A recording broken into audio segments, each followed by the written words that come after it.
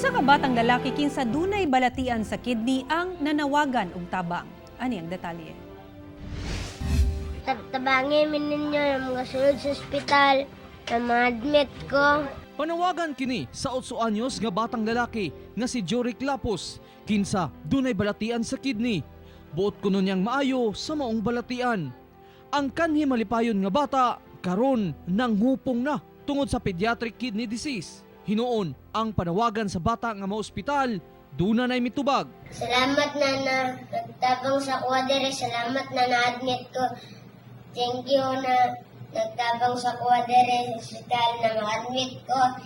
Apan problema gyapon karon ang pagpatambal sa bata. Ilabi na nga iyang amahan lang ang nanginabuhi pinaagi sa pagpamotelya. Gibiyaan na pud sila sa iyang inahan. Ang imong asawa wala na. Wala naman to kung asawa. Wala naman to. Yeah. Oo. So kamo ra man. Oh, kung kuan lulo, kung mama na ko, papa na ko.